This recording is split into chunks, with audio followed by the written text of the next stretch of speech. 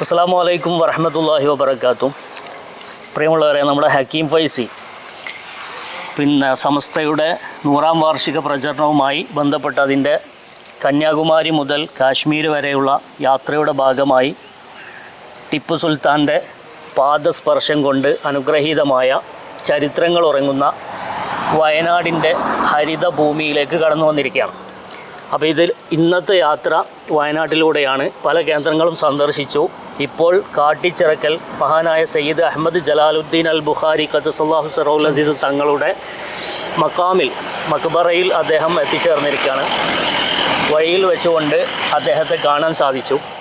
ഞങ്ങളെ വല്യപ്പാർ സഹോദരന്മാരാണ്. എൻ്റെ ഉപ്പാൻ്റെ ഉപ്പയും അതുപോലെ തന്നെ ഹക്കീം ഫൈസിയുടെ ഉപ്പാൻ്റെ ഉപ്പയൊക്കെ നേരെ സഹോദരന്മാരാണ്. അപ്പോൾ ഞങ്ങൾ രണ്ടാളും നെച്ചിക്കാടന്മാരാണ്, നെച്ചിക്കാട് ഫാമിലിയിൽപ്പെട്ട ആളുകളാണ്. അപ്പോൾ അതുകൊണ്ട് തന്നെ എനിക്ക് അദ്ദേഹം ഈ ഒരു ദൗത്യവുമായിട്ട് ഇറങ്ങിയതിൽ വളരെയധികം സന്തോഷമുണ്ട്. അപ്പോൾ ഹക്കീം ഫൈസിയോട് യാത്ര ഏകദേശം കേരളത്തിൻ്റെ പകുതി പിന്നിട്ട് കഴിഞ്ഞു. ഇനി ഒരുപാട് ദൂരം സഞ്ചരിക്കാനുണ്ട്. അപ്പോൾ ഇതുവരെയുള്ള എക്സ്പീരിയൻസ് എന്തായിരുന്നു, സമസ്തയുടെ പ്രചരണവുമായി ബന്ധപ്പെട്ട്, സമ്മേളന പ്രചരണവുമായി ബന്ധപ്പെട്ട് കടന്നുപോയ നാടുകളിൽ എന്തൊക്കെയായിരുന്നു അവിടുത്തെ വിശേഷങ്ങളെന്നൊക്കെ ഹക്കീം ഫൈസി നമ്മളോട് പങ്കുവെക്കും. അതുപോലെ വയനാട്ടിലെ വിശേഷങ്ങൾ എന്തൊക്കെയാണ് എന്നൊക്കെ പങ്കുവെക്കും. ഇൻഷാ അല്ലാഹ് ആ കാര്യങ്ങളൊക്കെ നമുക്ക് ഓരോന്നായി ചോദിക്കാം. അപ്പോൾ ഇവിടെ നിന്ന് വരുമ്പോൾ, അതായത് നമ്മൾ കന്യാകുമാരിയിൽ നിന്ന് ആരംഭിച്ച് യാത്ര ഇതുവരെയുള്ളൊരു എക്സ്പീരിയൻസ് എന്തായിരുന്നു? സമസ്തയുടെ പ്രവർത്തകർ സമ്മേളനത്തെ വരവേൽക്കാൻ വേണ്ടി ഏത് തരത്തിൽ ഒരുങ്ങിയിട്ടുണ്ട്? ഇപ്പം എന്തായാലും പറഞ്ഞാൽ കന്യാകുമാരിയിൽ ഫസ്റ്റായിട്ട് ചെന്നു. അവിടുത്തെ ഹൃദ്യമായ സ്വീകരണമാണ്.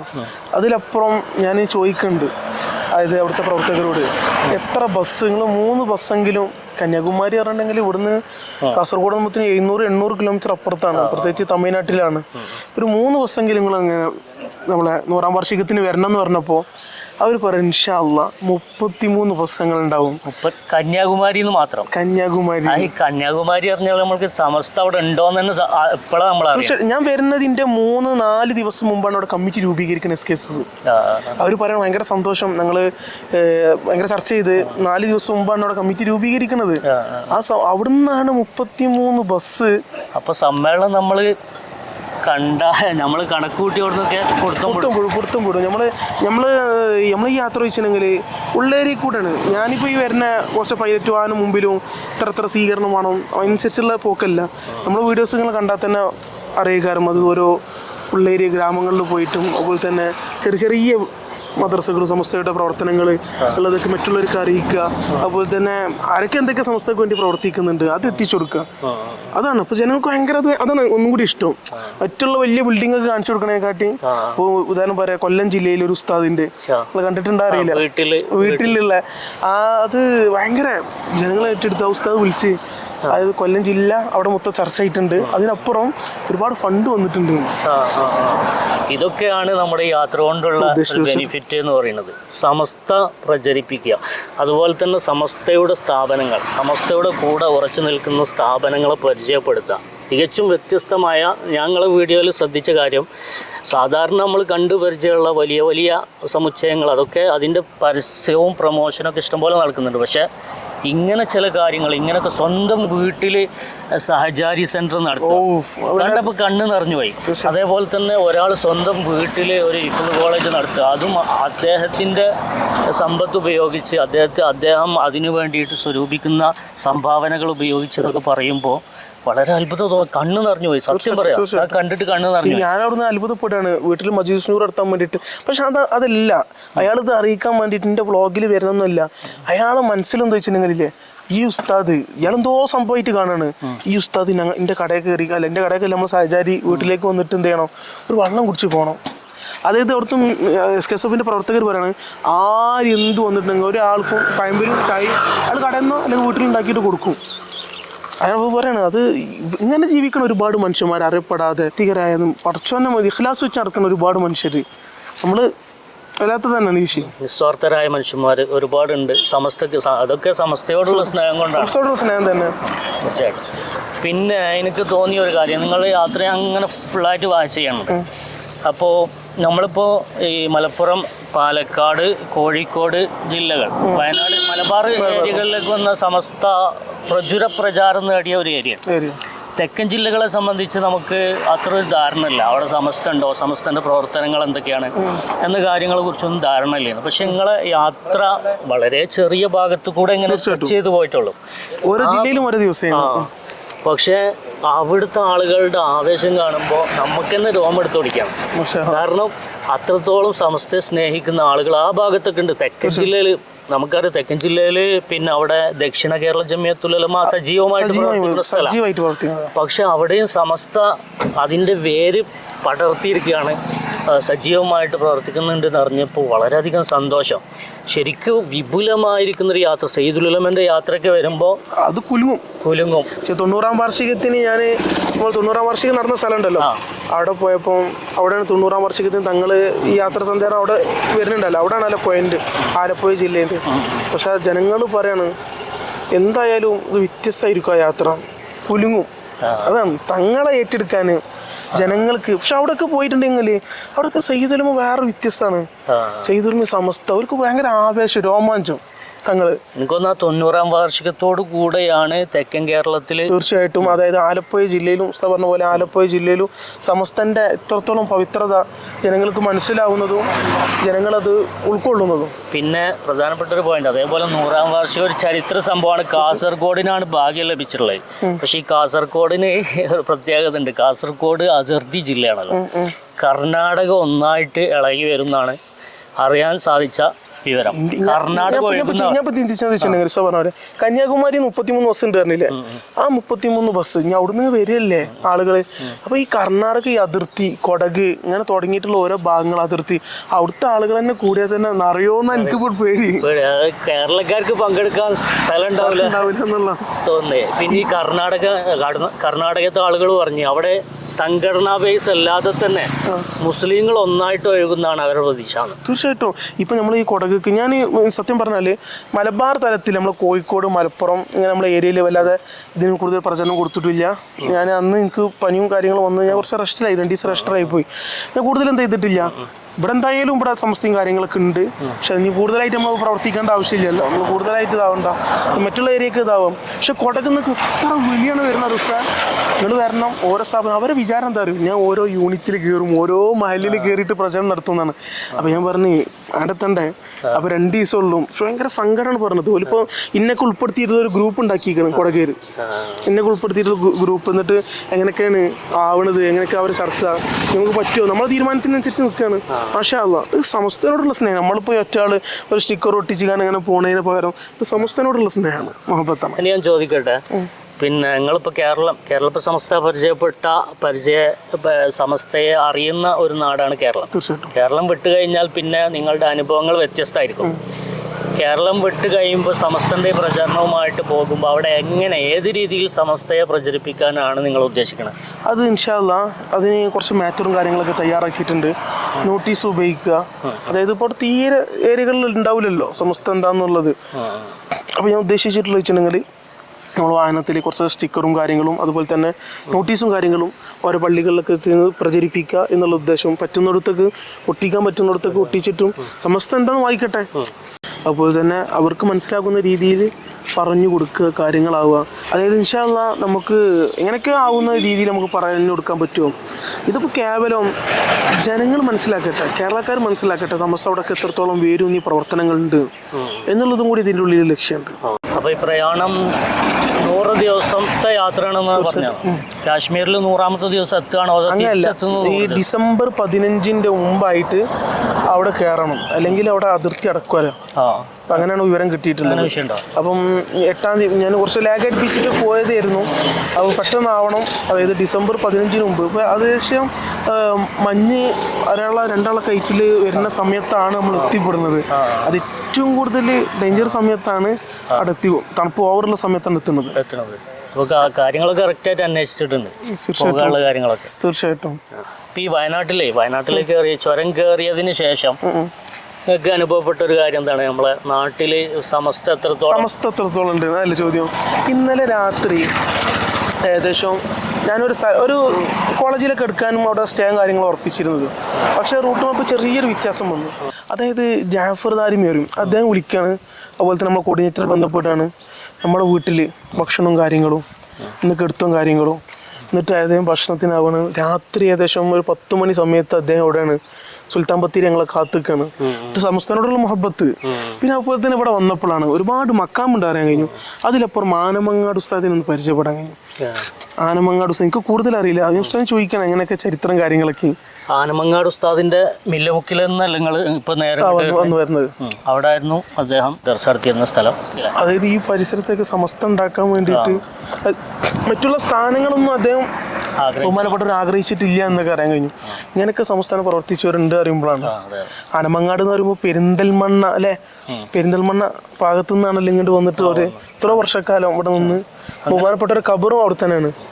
അങ്ങനെ ഒരുപാട് പണ്ഡിതന്മാർ അറിയപ്പെട്ടവരും അറിയപ്പെടാത്തവരായിട്ട് ഈ വയനാട്ടിൽ പരിശുദ്ധമായ ദീൻ്റെ പ്രചരണമായിട്ട് വന്നിട്ടുണ്ട്. നമുക്കറിയാം ഈ സയ്യിദ് അഹമ്മദ് ജലാലുദ്ദീൻ അൽ ബുഖാരി തങ്ങൾ ഇവിടെ അന്ത്യവിശ്രമം കൊള്ളുന്ന ഈ മഹാൻ തന്നെ ഇതുപോലെ പഴയ കാലത്ത് പറഞ്ഞാൽ ഒരുപാട് പഴക്കുണ്ട്. ആ കാലഘട്ടത്തിൽ ഇവിടെ വന്നിട്ട് പ്രബോധനം നടത്തിയ മഹാനാണ് ഇവിടെ അന്ത്യവിശ്രമം കൊള്ളുന്നത്. മാത്രമല്ല ഈ മഹാന്റെ നമുക്ക് പറയാം കാട്ടിച്ചിറക്കൽ മക്കാണ്. ഈ കാട്ടിച്ചിറക്കൽ എന്ന് പറയാൻ കാരണം അതിലൊരു പൊരുളുണ്ട്. കാട്ടിച്ചിറക്കൽ മക്കാമ് കേരളത്തിൽ തന്നെ അറിയപ്പെട്ടൊരു മക്കാമാണ്. പല ആളുകളും ഇവിടെ വരും. കാട്ടിച്ചിറക്കൽ അതിൽ തന്നെ കാട്ടിച്ചിറ അങ്ങനെ ഒരു പേരിൽ തന്നെ ഉണ്ട് ഇതിൻ്റെ ചരിത്രം. അതായത് ഈ മഹാന്റെ നേർച്ച നടക്കുന്ന സമയത്ത് കാട്ടി ഇറങ്ങി വരികയും നേർച്ചയ്ക്ക് വേണ്ടി അറക്കാൻ വേണ്ടി കിടന്നു കൊടുക്കുകയും ചെയ്യും എന്നതായിരുന്നു ഇവിടുത്തെ പഴമക്കാർ പറയുന്ന ഒരു കാര്യം, ചരിത്രം. അങ്ങനെയാണ് ഈ ദേശത്തിന് ചിറ വരാൻ കാരണം ആ കാട്ടി വന്ന് കിടന്നിരുന്ന സ്ഥലമാണിത്. അന്ന് ഒരു കുളമായിട്ട് ആക്കിയിട്ടുണ്ട്. ഇതിത്തെ വെള്ളം പിന്നെ രോഗശമനത്തിന് വേണ്ടിയിട്ടൊക്കെ വേണ്ടിയില്ലേ ആളുകൾ എടുക്കുന്നുണ്ട്. രോഗശമനത്തിനും മറ്റുമൊക്കെ ആയിട്ട് ഈ കാട്ടിച്ചിറക്കൽ ഈ വെള്ളം കൊണ്ടുപോകാറുണ്ട്. അപ്പോൾ ആ കാട്ടി വന്ന് കിടന്നിരുന്ന സ്ഥലമാണ്. പിന്നീട് അതിൻ്റെ കാര്യങ്ങൾ ആ കാട്ടി വന്ന് അതിൻ്റെ അറിവ് കാര്യങ്ങൾ മറ്റൊക്കെ മനുഷ്യന്മാരാണല്ലോ, പിന്നെ തെറ്റുകളൊക്കെ പറ്റിയേക്കാം. അങ്ങനത്തെ ഒരു സാഹചര്യം വന്നപ്പോൾ അത് ഇല്ലാതായി എന്നും ഇവിടെയൊക്കെ കാട് വെട്ടി തെളിഞ്ഞ് നാടായി മാറിയപ്പോൾ, പണ്ടതൊക്കെ കാടായിരുന്നു, നാടായി മാറിയപ്പോൾ പിന്നീട് അതില്ലാതായി എന്നൊക്കെയുള്ള ചരിത്ര കഥകളൊക്കെ കേട്ടിട്ടുണ്ട്. അപ്പോൾ അതാണ് ഇവിടുത്തെ ചരിത്രം എന്ന് പറയുന്നത്. ഈ മക്കാമ് വളരെ അറിയപ്പെട്ടതാണ്. ഈ പിന്നെ 4 മൈൽ ഈ പള്ളിക്ക് കീഴിലാണ് ഈ മക്കാമ് പ്രവർത്തിക്കുന്നത്. അബ്ദുറസാന്ന് ഇങ്ങനെ വിളിക്കലും ഞാൻ വല്ല കുറത്തിട്ടില്ല, നിങ്ങളെ വിളി വരുന്നൊന്നും ചിന്തിച്ചിട്ടില്ല. പക്ഷെ നിങ്ങളെ വിളിക്കലും നിങ്ങളെ വീട്ടിൽ നിന്ന് കിടക്കണം എന്ന് പറഞ്ഞിട്ടാണ് നിങ്ങൾ വിളിക്കണത്. പക്ഷെ നമ്മൾ എന്താ പറയുക, വടകരയിൽ ആണല്ലോ 3 സ്റ്റെപ്പ്, നാളെ അവിടെ നിന്നാണല്ലോ നമ്മളെ യാത്ര തുടങ്ങുന്നത്. അപ്പോൾ ആ ടൈമിങ് ആയതുകൊണ്ടാണ് വരാൻ പറ്റാത്തത്. പിന്നെ ഉസ്താദ് സോഷ്യൽ മീഡിയയിലൊക്കെ ഉസ്താദിൻ്റെ കുട്ടീൻ്റെ അസുഖവും കാര്യങ്ങളും എനിക്ക് അറിഞ്ഞു, ഞാനും അന്വേഷിച്ചിട്ടുണ്ട്. പക്ഷെ നമ്മളെ ഉസ്താദിന് ഒരുപാട് മുഹബത്ത് നിൽക്കുന്ന ആൾക്കാരുണ്ട്. ഇന്നും എൻ്റെ ഉമ്മാക്ക് നമ്മൾ കുടുംബമാണോ കാര്യങ്ങളാണോ മറ്റുള്ളവർക്കും അല്ലാതെ ഉസ്താദ് എന്താ പറയുക, ചെറിയ ഉസ്താദിൻ്റെ ഉപ്പാൻ്റെ ഉപ്പല്ലേ, അത് ഇവിടെ വയനാട്ടിലേക്ക് വരികയും അതായത് പരപ്പനങ്ങാടി ഭാഗത്തു നിന്ന് വയനാട്ടിലേക്ക് വരികയും അങ്ങനെയൊക്കെയാണല്ലോ സംഭവങ്ങൾ. പക്ഷെ എന്നും ആ തഹജ്ജുദിൻ്റെ ഒക്കെ സമയമാകുമ്പോൾ ഉസ്താദിൻ്റെ വീഡിയോസുകളുണ്ടല്ലോ, ഒരുപാട് മസാലകൾ, വ്യക്തമായിട്ടുള്ള മസാലകൾ ഉസ്താദിൻ്റെ എല്ലാം കാണുന്നുണ്ട്. അപ്പം ഇങ്ങനെ കാണുന്ന ആളുകൾക്കും ഉസ്താദിൻ്റെ കുട്ടീൻ്റെ വിവരങ്ങളൊക്കെ അറിയുമ്പോൾ സന്തോഷമാണ്. അങ്ങനെയൊക്കെയാണ് കാര്യങ്ങൾ. മോനിപ്പോൾ ഫുള്ളായിട്ട് റിക്കവറായി. അതായത് ഭയങ്കര ക്രിട്ടിക്കൽ സ്റ്റേജിലായിരുന്നു. അത് പെട്ടെന്ന് തന്നെ അവിടെ മിംസിലെത്തിച്ചുകൊണ്ട് രക്ഷപ്പെടാൻ സാധിച്ചു എന്നുള്ളതാണ്. അപ്പോൾ അവർ കൃത്യമായ നല്ല പരിചരണം കൊടുക്കാൻ വേണ്ടി സാധിച്ചു, നല്ല ചികിത്സ കൊടുക്കാൻ വേണ്ടി സാധിച്ചു. അതിന് നല്ല കുറച്ച് പൈസ ചിലവായിട്ടുണ്ട്. 9-9.5 ലക്ഷത്തോളം പൈസ ചിലവായിട്ടുണ്ട്. പക്ഷേ ആ പൈസ എവിടെ നിന്നാണ് വന്നത് എന്ന് ഞാൻ അറിഞ്ഞിട്ടില്ല. പിന്നെ നമ്മൾ സമസ്ത എന്തെങ്കിലും ഒരു ചെറിയ ഹിദമത്തെങ്കിലും സമസ്തയ്ക്ക് വേണ്ടി ചെയ്യുമ്പോൾ ആളുകൾ ആ സ്നേഹത്തിൻ്റെ പേരിലായിരിക്കാം ചിലപ്പോൾ ചേർത്ത് പിടിക്കുന്നത്. ഒരിക്കലും പറഞ്ഞറിയിക്കാൻ പറ്റാത്ത ഒരു കടപ്പാടാണ് എല്ലാവരോടും ഉള്ളത്. ഫേസ്ബുക്കിൽ തന്നെ എഴുതിയിട്ടുണ്ടായിരുന്നല്ലോ, ഞാൻ വായിച്ചിട്ടുണ്ടായിരുന്നു. കൃത്യമായിട്ട് ഞാൻ എഴുതിയിട്ടുണ്ടത്. സംഘടനാ മേഖലയിൽ നിന്ന് വളരെ കൂടുതൽ അതിനപ്പുറത്ത് വളരെ വൈഡായിട്ടും ആളുകൾ മത ജാതി ഭേദമന്യേ എല്ലാവരും സഹായിച്ച് അങ്ങനെ മോൻക്കിപ്പോൾ റാത്താണ്, കുഴപ്പമൊന്നുമില്ല. ജനിക്കുമ്പോളെ ഒരു ഡൗൺ സിൻഡ്രോം ഉള്ള കുട്ടിയാണ്. അപ്പോൾ അതുകൊണ്ട് വളരെ കെയർ ചെയ്ത് കൊണ്ടുപോകണം, അത്രമാത്രം. കുടുംബക്കാരായ നമ്മൾ തമ്മിൽ രണ്ട് ദേശത്തായത് എന്നുള്ള ആളുകൾക്കൊരു സംശയം ഉണ്ടാവും, പറഞ്ഞു കൊടുക്കട്ടെ. അതായത് പഴയ കാലത്ത് മലപ്പുറത്തു നിന്നൊക്കെ ജോലി അന്വേഷിച്ച് വയനാട്ടിലേക്ക് കയറിയിരുന്നൊരു കാലം ഉണ്ടായിരുന്നു. ആ കാലഘട്ടത്തിൽ, അതായത് പട്ടിണി പരിവട്ടത്തിൻ്റെ കാലം, അവിടെ ഒന്നും ജോലിയില്ല. ഗൾഫ് വരുന്നതിന് മുമ്പ്, അതിനു മുമ്പ് 50 വർഷങ്ങൾക്ക് മുമ്പ്, 50-60 50-60 എൻ്റെ ഉപ്പാക്ക് തന്നെ ഇപ്പോൾ ഒരു 65-66 ആയിട്ടുണ്ടാവും. അപ്പോൾ ഉപ്പ ചെറുതാവുമ്പോഴാണ് ഇങ്ങോട്ട് വരുന്നത്. ഉപ്പാക്ക് ചെറിയ 6 വയസ്സോ അങ്ങനെ എന്തോ ആണ്. അപ്പോൾ 50-60 വർഷത്തിൻ്റെ മേലെ. അപ്പോൾ വല്യമ്മയും കൂടിയിട്ട് ഇങ്ങോട്ട് വരികയാണ്. അന്ന് 2 മക്കളെ അവിടെ കെട്ടിച്ചിട്ടുണ്ട്. അതാണ് അവിടെയുള്ള കുടുംബക്കാർ. 2 പെൺമക്കളെ അവിടെ കെട്ടിച്ചതാണ്. ബാക്കിയുള്ള ആളുകളെ കൂട്ടിയിട്ട്, മക്കളെ കൂട്ടിയിട്ട് ഇങ്ങോട്ട് വരികയാണ്. അതിലെൻ്റെ ഉപ്പയുണ്ട്, ഉപ്പാൻ്റെ ജ്യേഷ്ഠനുണ്ട്, പിന്നെ 2 പെങ്ങന്മാരുണ്ട്. ആ 2 പെങ്ങന്മാർ ഇപ്പം ഒന്നും ആയത്തിലില്ല, മരിച്ചുപോയി. ഉപ്പാൻ്റെ പെങ്ങന്മാർ, അമ്മായികൾ മരിച്ചുപോയി. അതുപോലെ ഉപ്പാൻ്റെ ജ്യേഷ്ഠനും ഉപ്പയുണ്ട്. അന്ന് എന്നൊക്കെ പറഞ്ഞാൽ പട്ടിണി കൊണ്ട് വന്നതിന് ശേഷം റൂമോ കാര്യങ്ങളോ ഒന്നും ഉണ്ടായില്ല. ഇങ്ങോട്ട് പിന്നെ പീടിയല്ലേ, ആ പീടിയാൻ്റെ വരാന്തയിൽ വൈക്കോല് വിരിച്ചിട്ട് അവിടെയൊന്ന് കിടന്നിരുന്നു വല്യമ്മൊക്കെ. നമ്മൾ ഇത്ര വർഷത്തിനിടയിൽ നമുക്ക് ഉണ്ടായ അള്ളാഹു തന്ന നിയമത്തിനെ കുറിച്ച് നമ്മളൊന്ന് ആലോചിച്ചു. കുറച്ച് വർഷങ്ങൾക്കപ്പുറം മാറിയതാണ്. അന്ന് പിന്നെ ആ പള്ളിയിലെ ഉസ്താദുമാരുടെ ചോറിൻ്റെ ബാക്കി അത് അവർക്ക് കൊടുത്തേക്കും. ഇതിപ്പോ നമ്മൾക്ക് എനിക്ക് അറിയില്ല, നമുക്കൊന്നും വിശ്വസിക്കാൻ പറ്റണില്ല. ഇപ്പൊ നമ്മളിപ്പോ പറയും പൂളത്തോല് പൊങ്ങിയിട്ടൊക്കെ തിന്നിട്ടുണ്ട്, കുടിച്ചിട്ട് അതിന്റെ വെള്ളം കിട്ടാൻ വേണ്ടിട്ട് അത്രക്കും കഷ്ടപ്പെട്ടൊരു കാലം. അതാണ് അല്ലേ ഇതിന്റെ ഇങ്ങോട്ട് വരാനുള്ള കാരണം. ഇപ്പൊ പറഞ്ഞു കേട്ടിട്ട് നമ്മൾ അറിയാന്നല്ലാതെ കഷ്ടപ്പാട് എന്താണെന്നൊന്നും നമ്മൾ അറിഞ്ഞിട്ടില്ല. പിന്നെ ഇവിടെ എസ്റ്റേറ്റിൽ ജോലി കിട്ടി വല്യമ്മക്ക്. വല്യപ്പ ഇങ്ങോട്ട് വന്നേക്ക് കുറച്ച് കാലം കഴിഞ്ഞപ്പോൾ വല്യപ്പക്ക് ഒരു അസുഖം ബാധിച്ച് വല്യപ്പ മരിച്ചു. പിന്നെ വല്യമ്മ മാത്രം ഈ മക്കളെ കൊണ്ട്. വല്യമ്മ എസ്റ്റേറ്റിൽ ജോലിക്ക് പോയിട്ട് പിന്നെ ഈ മക്കളെ പോറ്റിയത് എൻ്റെ പടക്കുള്ള. അപ്പോൾ ഇങ്ങനെ എസ്റ്റേറ്റിൽ ജോലിക്ക് പോയി, പിന്നെ പാടിയിലെത്തി, പാടി കിട്ടി, എസ്റ്റേറ്റിൻ്റെ പാടി കിട്ടി. പാടിയിലായിരുന്നു ദീർഘകാലം താമസം. അങ്ങനെ പിന്നെ പാടിയിൽ വാപ്പൊക്കെ വലുതായതിനു ശേഷം സമയത്തായപ്പോഴത്തേന് ഗൾഫുകളൊക്കെ വന്നു. പിന്നെ വാപ്പ ഗൾഫിൽ പോയി, 5 കൊല്ലം വാപ്പ ഗൾഫിലേനി. അങ്ങനെയായി. പിന്നെ വീടൊക്കെ എടുത്ത് പിന്നെ പഞ്ചാരക്കൊല്ലി എന്നുള്ള ഒരു സ്ഥലത്തേക്ക് മാറി. അവിടുന്ന് പിന്നെ ഞങ്ങളൊക്കെ വലുതായത് അവിടുന്നാണ്, സ്കൂളിൽ പോയത് അവിടുന്നാണ്. മലപ്പുറത്തിൽ കൂടുതൽ പഠിച്ചിട്ടുള്ളത് ഞാൻ മലപ്പുറത്താണ് പഠിച്ചിട്ടുള്ളത്. കൂടുതൽ എന്നല്ല, ഫുള്ള് മലപ്പുറം. ഈ അബുത്തർ ഫൈസി മാനന്തവാടി എന്നുള്ളത് ആൾക്കാർ എന്തോ ലോകമായിട്ടാണ് കാണുന്നത് കേട്ടോ. ഞാൻ ഇത് പറയില്ല, പക്ഷെ മലപ്പുറം ജില്ലക്കാർക്ക് ഭയങ്കര ആവേശമാണ് ആ പോസ്റ്റുകളും കാര്യങ്ങളൊക്കെ. അപ്പൊ നിങ്ങൾ ഉസ്താദ് മലപ്പുറം ജില്ലയിലല്ലേ പഠിച്ചിട്ടുള്ളത്? മലപ്പുറത്താണ് ഫുള്ളായിട്ട് പഠിച്ചിട്ടുള്ളത്. ഞാൻ ദർസ് നടത്തിയിട്ടുള്ളത് അവിടെ തന്നെ അല്ലേ? 8 കൊല്ലം ദർസ് നടത്തിയത് മലപ്പുറത്താണ്. 8 കൊല്ലം ഒരു പള്ളിയിൽ തന്നെ ആയിരുന്നു. ചില അസുഖത്തിന്റെ ഭാഗമായിട്ട് അവിടുന്ന് ഒഴിവായത്. അപ്പോൾ അവിടെ മലപ്പുറത്ത് നിങ്ങളെ നാട്ടിൽ ഉള്ള ഉസ്താദിൻ്റെ അടുത്താണ് ഞാൻ, എൻ്റെ കുടുംബത്തിൽ തന്നെ പെട്ട ഉസ്താദിനടുത്താണ് ഞാൻ പഠിച്ചത്. ലത്തീഫ് ബാക്കവി 6 വർഷം അത് പല സ്ഥലങ്ങളിലായിട്ട് പഠിച്ചു. അതിനുശേഷമാണ് പിന്നെ ആലത്തൂർപ്പടി വരുന്നത്. ആലത്തൂർപ്പടി വന്നതിന് ശേഷം പിന്നെ ഇവിടെ പോയി, നിസാമിയിൽ പോയി. അതിനുശേഷം പട്ടിക്കാട് പോയി. നിസാമി പട്ടിക്കാട് പോയി. പിന്നെ നമ്മൾ ചുങ്കത്ത് മലപ്പുറം മേൽമുറി. ഇന്ന് നിങ്ങളെ ഉസ്താദ് ഷുഹൈബ് വൈസി ദർസ് നടത്തുന്ന കോണമ്പാറിൻ്റെ നേരെ മേലെ ചുങ്കത്താണ്. ഞാൻ 8 വർഷം അവിടെ ദർസ് നടത്തിയിട്ടുണ്ട്. പിന്നെ അവിടുന്ന് പിന്നെ അതിൻ്റെ ദർസ് മാറ്റിയിട്ടില്ല. കുട്ടികളെ ഞാൻ അവിടെ തന്നെ ഞാൻ തന്നെ ഒരാളെ തന്നെ ഏൽപ്പിച്ചു കൊടുത്തിട്ടാണ് ഞാൻ തൽക്കാലം അസുഖത്തിൻ്റെ ഭാഗമായിട്ട് ഒഴിവായത്. ഇന്നും അവിടെ കുട്ടികളുണ്ട്. പിന്നെ ദർസ് നടന്നുകൊണ്ട് ജിഫ്രി തങ്ങളെ സന്ദേശം ഉണ്ട്. അതുണ്ട്. ജിഫ്രി തങ്ങളുടെ പിന്നെ യാത്ര വയനാട് ജില്ലയിൽ കൂടെ ടച്ച് ചെയ്ത് വരുന്നുണ്ട്. അതിന് സ്വീകരണത്തിൻ്റെ പരിപാടികളൊക്കെ സംഘടന ഒരുക്കിക്കൊണ്ടിരിക്കുന്നുണ്ട്. എല്ലതും സമസ്തക്ക് വേണ്ടിയിട്ട് 100-ാം വാർഷികത്തിനെ കാത്തിട്ട് നമ്മൾ കൂടുതൽ പഠനം നടത്താതെ നമ്മൾ ഗ്രാമാന്തരങ്ങളോട് ഇങ്ങനെ സഞ്ചരിച്ചപ്പോൾ തന്നെ ഓരോ ആളുകൾക്കും സമസ്ത അറിയാം, നമ്മളെക്കാളും അറിയാം എന്നുള്ള അതിൻ്റെ അഭിപ്രായം. നിങ്ങൾ ഈ കൊടി വണ്ടിയും കണ്ടപ്പോൾ എത്ര ആൾ ഒരുമിച്ചോടി? തീർച്ചയായിട്ടും ഇത്ര ആൾ അങ്ങനല്ല. ഇപ്പോൾ ക്യാബിലിപ്പോൾ ഞാൻ ഈ മക്കാമ്പക്ക് ഒരുപാട് നമ്മൾ കടിച്ചിറക്ക മക്കാമ്പ് വന്നിട്ടുണ്ട്, ചേർത്ത് ചെയ്തിട്ടുണ്ട്. പക്ഷെ ഒന്നും ഇല്ലാത്ത ഇതിപ്പോൾ ആളുകൾ വന്നാണ്ട് നമ്മളെ കണ്ട് തടിച്ചുകൂടി പോവാണ്. സമസ്തൻ്റെ ഒരു ബർക്കത്ത്. അതിൽ നമ്മൾ അവരുടെ സമസ്ത ആലിമീങ്ങളുടെ ഒരു ഖാദിമായിട്ട് വളരെ താഴെ തട്ടിൽ ഒരു അണിയായിട്ടാണ് നമ്മൾ നിൽക്കുന്നത്. അല്ലാഹു തആല അവരുടെ ഒരു മഹത്വം കൊണ്ട് നമ്മളെയും നാളെ പരലോകത്ത് രക്ഷപ്പെടുത്തി അനുഗ്രഹിക്കുമാറാവട്ടെ. അതുപോലെ തന്നെ ഹക്കീം ഫൈസി ഉസ്താദിൻ്റെ ഈ യാത്ര എല്ലാവരും ഒന്ന് ഏറ്റെടുക്കുക. അദ്ദേഹം ഈ ഉയർത്തിപ്പിടിക്കുന്ന സന്ദേശത്തെ ലോകത്ത് നമ്മൾ എത്തിക്കണം. അതിനുള്ള എല്ലാ മീഡിയകളും ഇന്ന് സജ്ജമാണ്. അല്ലാഹു തആല അനുഗ്രഹിക്കട്ടെ. ആമീൻ. അസ്സലാമു അലൈക്കും വറഹ്മത്തുള്ളാഹി.